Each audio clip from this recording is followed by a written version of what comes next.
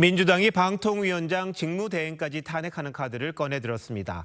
MBC 사장 교체 문제와 직결돼 있는데 논란 하나하나 따져보도록 하겠습니다. 자, 김자민 기자, 민주당이 방통위 부위원장, 그러니까 직무대행을 하는 부위원장을 상대로 탄핵안을 내놨는데 이게 직무대행이라서 탄핵 대상이 된다, 이런 주장인 거죠? 네, 민주당은 정부조직법 제7조에 따라 차관이 장관의 직무를 대행할 경우 탄핵 소추가 가능하다고 주장합니다. 정부조직법 제7조에는 차관이 직무를 대행할 수 있다고 나와 있을 뿐 탄핵에 관한 내용은 없는데요. 다만 헌법재판소가 재판 실무에 참고하기 위해 만든 실무제요에는 직무대행도 탄핵 대상이 될 수 있다고 나와 있습니다. 민주당은 이를 근거로 삼은 것으로 보이는데 현재 실무제요는 참고 자료일 뿐 법적 구속력은 없다는 지적이 제기됩니다.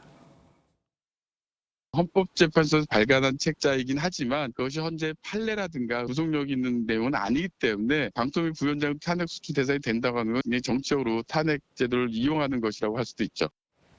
네, 탄핵이랑은 아주 심각한 위법 사항이 있을 때 하는 거기 때문에 적시가 되지 않으면 힘들다, 이런 주장도 있는 것 같더라고요. 자, 그런데 이상인 대행이 자진 사퇴하면 방통위가 지금 위원 한 명도 없는 그런 영인 체제가 되잖아요. 그럼 어떻게 되는 겁니까?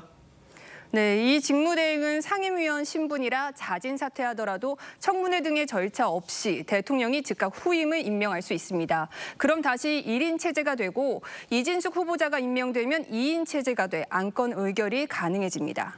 그런데 민주당은 지금 이진숙 후보자가 임명도 되기 전에 또 탄핵을 이야기합니다. 결국은 MBC 대주주 박문진 이사 선임을 막으려는 의도다, 이렇게 지금 해석을 하던데 맞습니까? 네, 현 박문진 이사 임기는 다음 달 12일에 끝나고 다음 임기 이사진에 32명이 지원한 상태입니다. 관례에 따라 여당에서 6명, 야당에서 3명을 추천하면 이사진 다수가 친여 성향이 됩니다. 새 이사진이 MBC 사장 교체에 나설 가능성이 크기 때문에 민주당은 이진숙 후보자 임명을 어떻게든 막으려는 겁니다. 네, 그렇게 되면 박문진 이사 교체는 가능한 건가요? 네, 민주당이 청문 보고서를 채택하지 않으면 대통령은 10일 이내 재송부를 요청할 수 있고 여기에도 응하지 않으면 보고서 없이 임명이 가능합니다. 시간표상 이 후보자가 방통위원장이 되는 순간 이사진 선임 절차를 마무리할 수 있을 것으로 보입니다. 그래서 민주당이 이른바 방송사법이라는 걸 꺼내든 거군요. 네, 방통위 설치법 개정안은 의결 정족수를 4인으로 늘리는 법안입니다. 나머지는 공영방송 이사진 구성을 바꾸는 내용입니다. 이사진을 21명으로 늘리고 여야뿐 아니라 여러 단체 추천을 넣겠다는 건데 국민의힘은 대다수 단체 성향이 민주당에 유리하다고 보고 있습니다. 의석의 우위를 가진 정당이 자기 진영에 유리하도록 구성할 수 있도록 법을 바꾸려고 하니까 포장은 방송의 중립성이나 독립을 위해서 한다고 하는데 제3자적인 시각에서의 중립성이나 독립하고는 좀 다른 개념이다.